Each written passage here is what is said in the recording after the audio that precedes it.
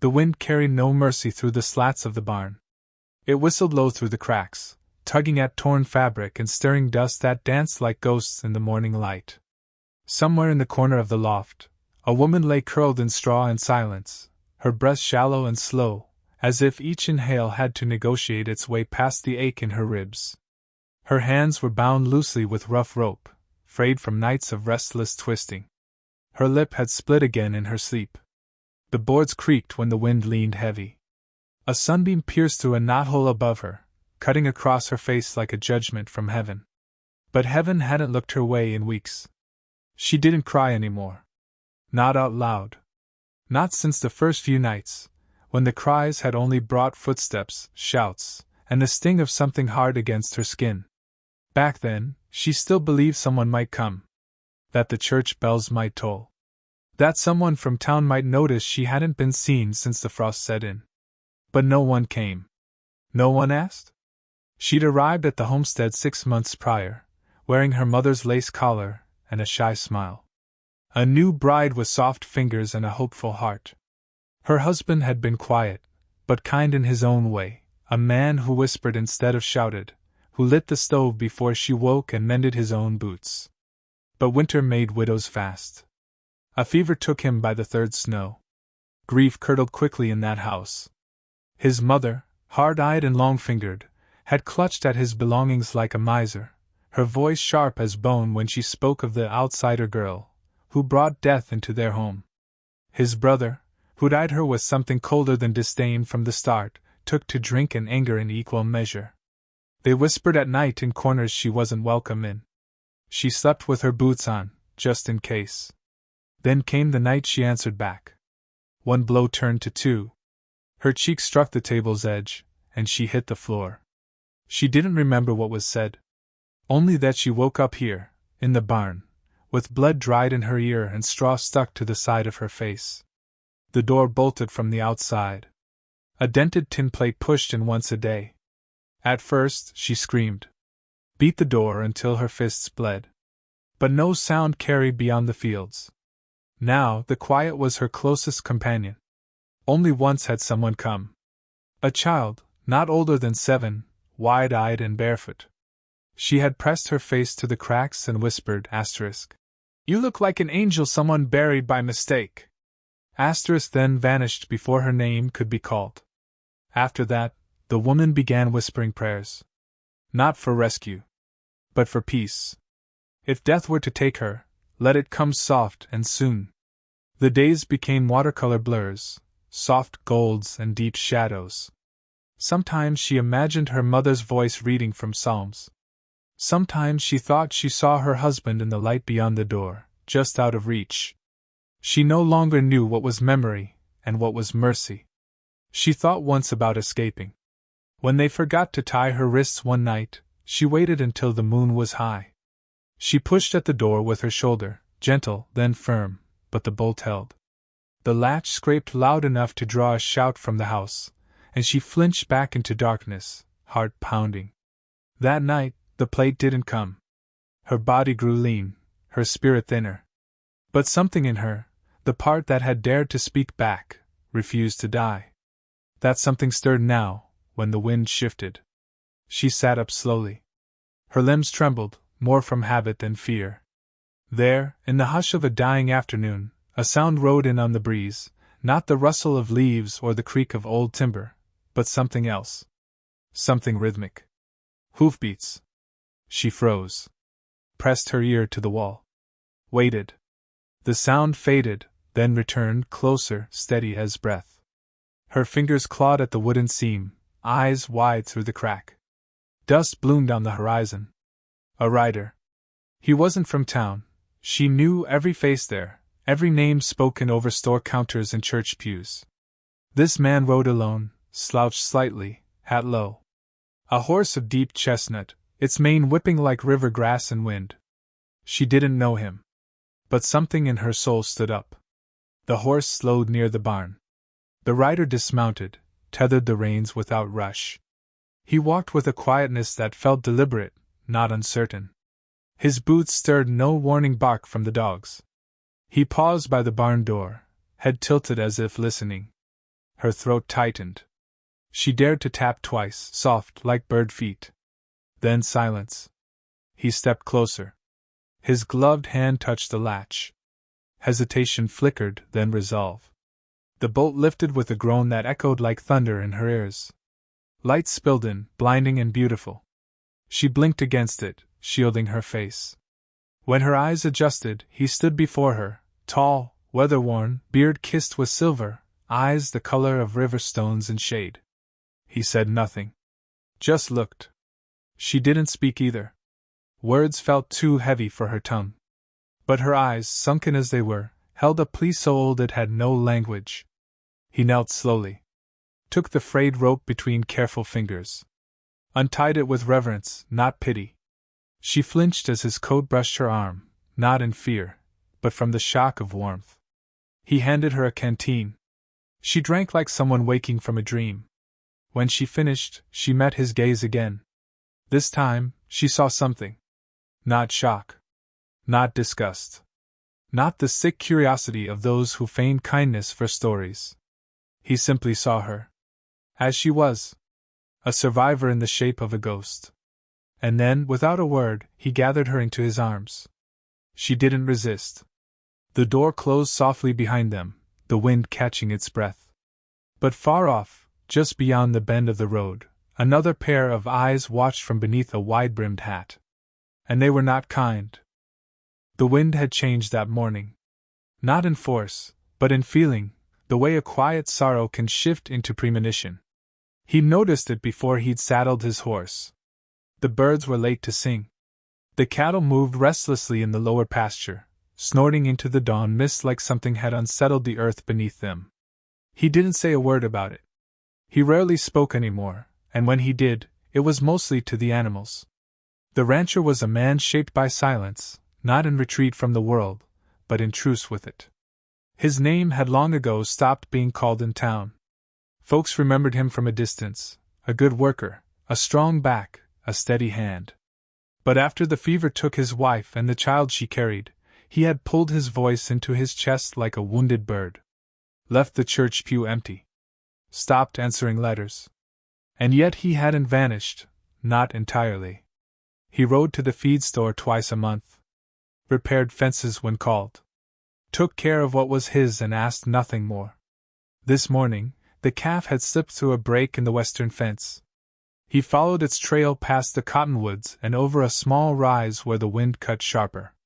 That was when he heard it, faint, like breath through a paper door. A sound not belonging to any beast. A sound shaped by pain. He stilled. Listened harder. The wind paused too, almost reverently, as if it wanted him to hear. There it was again, the softest scrape, then a tap, then nothing. A pattern not made by nature. He pressed his hand against the worn barn wood, felt the cold bleed through. His ear met the splinters. No words. But someone was inside. A memory tugged at him, years back, his wife humming behind closed doors. The sound of someone not knowing they were heard. He pushed the door open slowly. What he saw took the breath from him. She was crouched in the straw like something half-remembered from a story, more spirit than woman, all sharp angles and bruised skin. Her eyes were too wide for her face.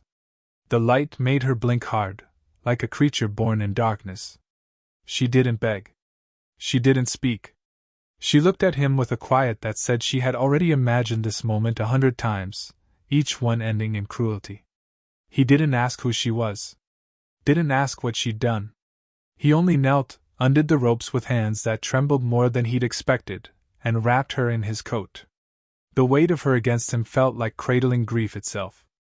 Now, hours later, she slept in his spare bed, curled beneath 2 quilts, her face turned to the wall. He sat by the fire with his back to her, watching the logs spit sparks and die into embers. He didn't try to make sense of it. There was no logic to Mercy. When she'd first seen the cabin, her knees had nearly buckled. He thought she might collapse entirely. But she'd stood. She looked at the doorway like it was a church, and stepped inside like someone returning to life. He made her tea. Left bread and jam on the table. She took the bread with both hands and bit into it slowly, as if testing if it was real. He noticed her hand shake. He didn't comment. He didn't offer questions. He offered stillness. She took it like breath. There was something in her that wasn't broken, though the world had surely tried. Something inside her eyes that hadn't turned cold. He recognized that, not hope exactly, but a stubborn spark. He'd seen it once in a cult nearly trampled by its own herd. The way it still tried to rise. He didn't know her story. But he didn't need to. Her silence told him more than words. Outside, the wind rattled the shutters. Snow threatened on the horizon. He placed another log in the fire. She hadn't moved. Then, softly, her voice came from the bed. "Why'd you stop?" He turned. She was watching him now, eyes half-lidded but alert. He thought for a long moment before answering. "Didn't sound like something to ride away from." She blinked, absorbing that. "You could have left." "I could have." A pause. Then she whispered, "Thank you?" It nearly undid him. He hadn't heard that word spoken in his home in years. He nodded, not trusting his voice. She closed her eyes again, but not in retreat. In rest. Something shifted inside him then, not sudden, not dramatic. But a quiet turn, like the thawing of ground too long frozen. The fire snapped. Outside, a horse neighed once, unsettled. He rose, walked to the door. Something stirred in the night, not a coyote, not wind. He stepped onto the porch, the cold biting through his shirt. In the distance, where the tree line darkened the hills, a lantern flickered. Then another. Riders. 3, maybe 4. Coming slow. He narrowed his eyes, heart tightening. Then he saw the glint of metal, a rifle slung across a shoulder. He stepped back inside, locked the door gently behind him, and turned toward the fire. He didn't wake her. Not yet. The mornings came slow after that, as if time itself had grown cautious. She rose each day before the sun could press its full weight against the frost-streaked windows. Not out of habit, but necessity, the kind that lingers even when no one's watching. She made her bed with stiff hands, smoothed the quilt, folded the blanket like a ritual. The scent of wood smoke had worked itself into her skin now, into her hair. Even silence had a new texture here, no longer suffocating, but soft, like wool pulled close in winter. He didn't hover. She noticed that early on. He gave her space, left her a basin of warm water each morning, sometimes a folded note with a task: feed the chickens, mend the porch curtain, gather eggs before the hawks. Nothing heavy. Nothing she couldn't walk away from if she chose. And that was the strangest thing. She was allowed to choose. After so long under someone else's rule, it felt like wearing shoes again after walking barefoot through broken glass. She didn't speak much, and neither did he. But in the quiet between their footsteps, a language formed. When she set a second cup on the table before he sat down, he offered a half-smile. When he noticed she favored her right side, he moved the heavier tasks to the left. They lived beside each other like two trees, separate, but leaning in the same direction. One morning, she found a dog at the edge of the barn. Matted fur, ribs like fence rails, eyes too tired to fear. She crouched, held out her hand. The dog didn't move. She placed a crust of bread on the ground and stepped back. When she turned hours later, the bread was gone. By the next day, the dog slept on the porch. She didn't name it. But she left the door cracked just enough for him to slip in at night. The rancher noticed. He didn't ask questions. Just whittled a small bowl from an old cedar stump and placed it beside the hearth. They had supper one evening, just beans and cornbread, but the air between them was different. The way people sit when the cold is losing and spring is thinking of returning. He watched her across the table as she reached for the butter, her fingers no longer trembling.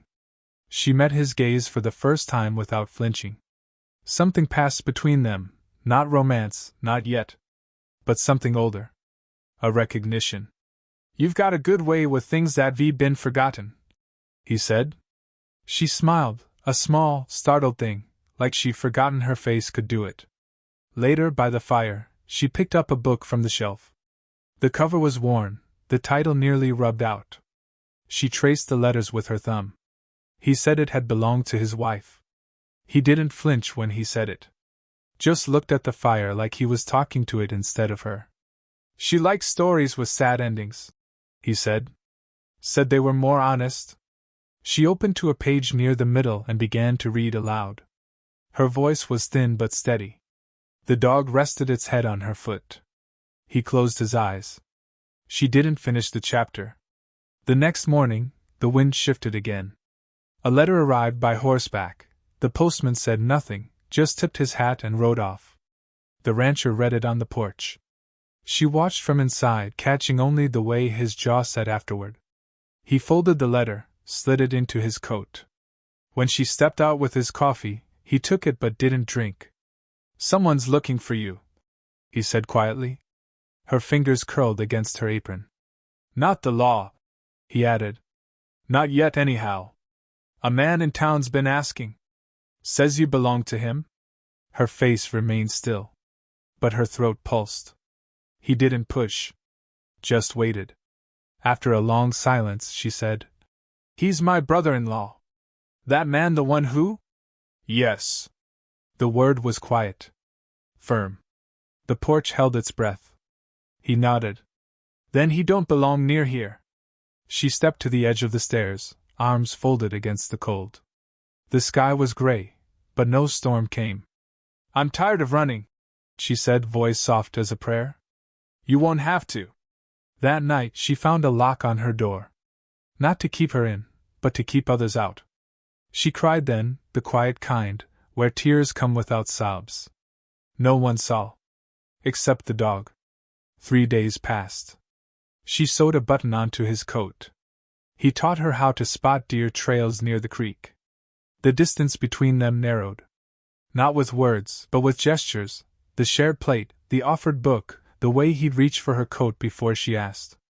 Then came the morning the preacher's wife arrived. She knocked once, then stepped back like she wasn't sure if she should have come. He opened the door. "I heard a story," she said, "about a girl found locked in a barn." He didn't reply. "I just thought, if it's her, she should know she's not alone." She looked past him. The girl stood near the table, hands still, eyes wary. The preacher's wife looked at her like someone who had once needed help herself. "I brought cornbread," she said softly. The girl stepped forward slowly. Took the wrapped bundle. "Thank you," she whispered. The woman smiled. "Don't let the past make your world small," she said. "It's bigger than them." She left without asking for anything. That night, the girl sat by the fire with the dog curled at her side and the book on her lap. The rancher leaned against the doorway, watching her in silence. She didn't look up. "They'll come again, won't they?" she asked. "Yes," he said. "But next time, I'll be waiting." The knock came just after noon, when the sun hung bright but cold over the porch railings. She'd been hanging wash linens, her hands red from the chill, the clothespins clumsy in her still healing fingers. The dog barked once, low and uncertain. When she turned, the rancher had already stepped out the front door, his rifle cradled but not raised. 3 men stood in the yard. The one in front wore a smile that didn't match his eyes. He was younger than the others, lean, with slicked back hair and a long coat too clean for the trail. His boots looked polished. The other 2 were broader, slower, their hands resting near their belts in the casual way men wore when they didn't think they'd need permission. She knew the man in front. Her brother-in-law. She moved without thinking, stepping back into the house, the sheet falling from her hands. Her knees locked. Her breath scattered. The rancher didn't look back at her. He didn't need to. "Afternoon," the brother-in-law said. "Heard you had some new help out here." "Help comes when it's welcome," the rancher replied. The man chuckled. "I ain't here to start trouble. I just came for what's mine. She's not yours." The man shifted, his smile shrinking. "She was my brother's wife. She ran out with jewelry belonged to our mother. Reckon the law would see that as theft." "No law came to say so." "Not yet." Inside, she moved to the window, her breath fogging the glass. Her fingers clutched the frame. Her body remembered pain even when her mind didn't want to. The rancher's voice was steady. If there's a charge, bring paper. If not, I suggest you ride out before the wind changes. The brother-in-law's expression darkened. You hiding her? That's harboring. She isn't hiding. She's healing. She ain't yours to protect. She's not property. Something sharp passed through the man's eyes. His hand drifted toward his coat, slow. Not quite a threat, but close enough. Then came the sound of footsteps. She walked out onto the porch. Not fast. Not angry. Just steady. She wore no coat. Her sleeves were damp. Her face pale but upright. She met her brother-in-law's stare without blinking. You left me in a barn, she said, voice even. You beat me because you couldn't beat your grief. He opened his mouth. Closed it. You said I was cursed. That I brought death. But it wasn't me who buried him with bitterness. You ran. I crawled. She cut in. And then I walked. And then I found a place where the wind didn't hurt. The two other men glanced between them, uncomfortable now. One muttered something beneath his breath. You've got no right to speak for him, she said softer now. And you'll speak no more for me. She stepped down off the porch. The dog followed. The rancher moved to her side, not in front of her. She turned to the others in the yard. If you've come for violence, understand this, it won't make you whole. For a long moment, no one moved. Then the brother-in-law scoffed. You think this man can keep you safe? She didn't answer. The rancher did. She doesn't need me to keep her safe. She needs the world to stop trying to make her small. The man stared. His anger no longer puffed with power, but deflated into something sour. He spat to the side, flicked the reins of his horse, and turned. The other two followed. She didn't breathe until they passed the edge of the trees. The wind moved again. This time behind her. Later that night, the preacher's wife came by with warm bread and a bundle of wool. She stayed for tea. No one talked about the men, but the silence had changed. Word had spread. The girl, no, the woman, was no longer a whisper. She was a name. In town, the sheriff stopped the brother-in-law on his way back through. No charges. No case. Just a warning. The plains don't forget who tried to bury someone breathing. The preacher's wife told the schoolmarm. The schoolmarm told the grocer. By the week's end, a story had replaced the gossip, one of a girl who rose from hay and hungered to speak like thunder. At the ranch, the woman walked the edge of the fence line each day. Rebuilding. Reclaiming. The dog followed her like a shadow that had finally found light. The rancher kept his distance. But he watched her often. When she laughed, rarely but fully, he would turn toward the sound like it was warmth. One evening, while mending a rip in his sleeve, she asked, Do you believe in second lives? He looked up. What do you mean? Not after death. I mean after the first one breaks. He thought a long time. I think some people survive the first just to live the second right. She nodded. I think I'm beginning mine. He didn't answer. But he reached across the table, offering the last piece of cornbread without a word. The fire crackled. The dog sighed. The night stretched gentle. But in the morning, as they walked toward the stable, they found a dead crow nailed to the fence post. Blood fresh. Feathers black as coal. He pulled it down slowly, jaw tight. She looked out toward the tree line. They're not finished yet, she whispered. The sky was a watercolor wash of silver and ash, the kind of dawn that carried no promise, only memory. Fog clung low along the prairie like breath that wouldn't leave the chest, and in the hush before birdsong, a man walked down the hill with a rifle slung but untouched, his jaw tight, eyes searching. Samuel had not slept. The girl's face haunted him, not just her bruises, not just the tremble in her voice when she said she never cried for herself until someone else did, but something deeper. Like he'd been waiting for her voice his whole life without knowing it. And now she was gone. The barn had been emptied. The doors hung open like a wound that wouldn't close. There were tracks in the dust, a wagon, hastily turned. He'd followed them until night bled into morning.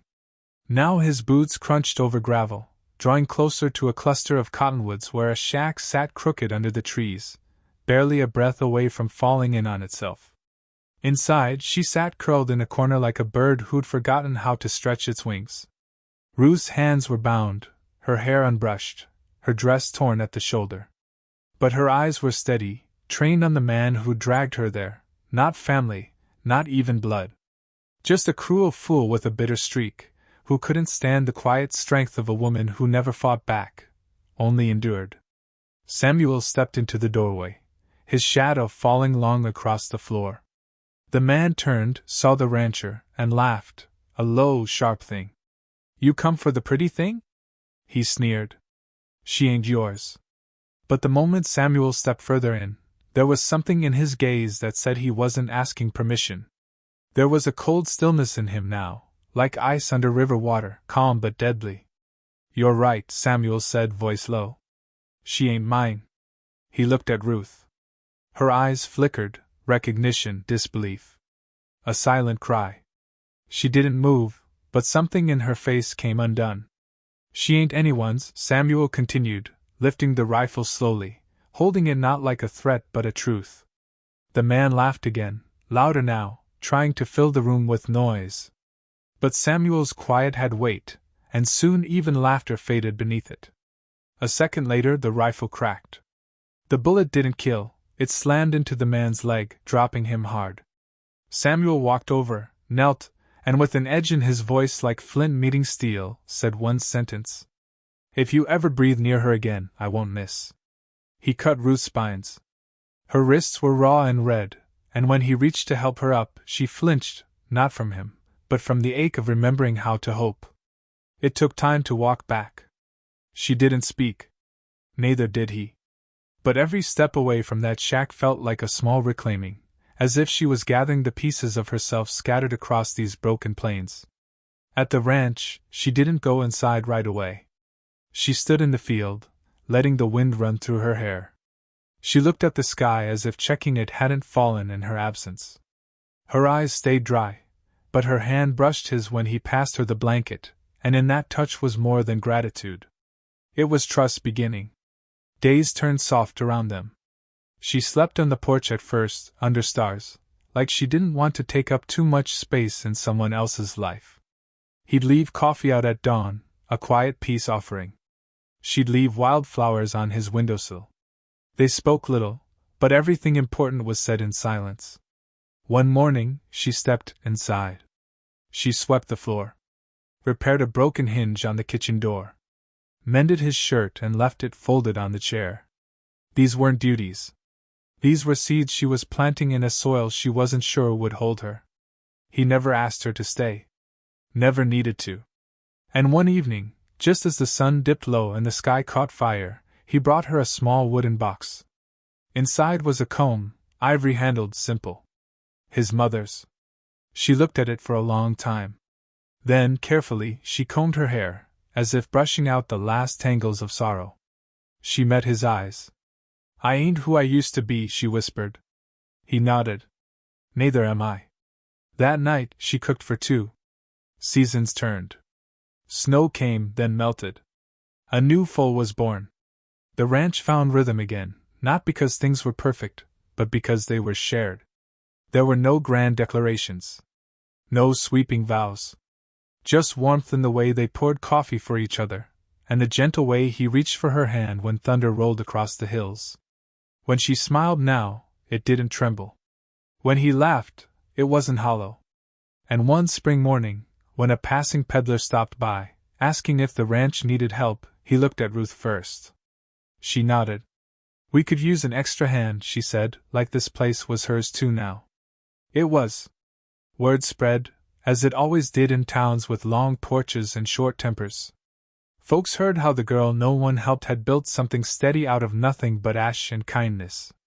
That the rancher who used to ride out alone now rode with someone beside him, someone who smiled at clouds, who knew how to mend fence posts and broken hearts with the same quiet grace. And though no one said it outright, people treated her different now. With gentler eyes.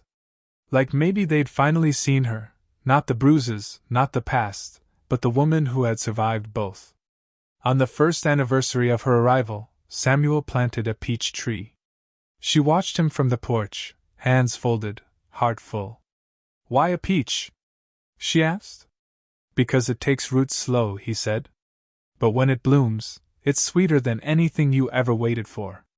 And in that moment, the sun warm, the wind soft, the soil turned beneath her bare feet, she realized something. This wasn't the end of her story. This was the beginning.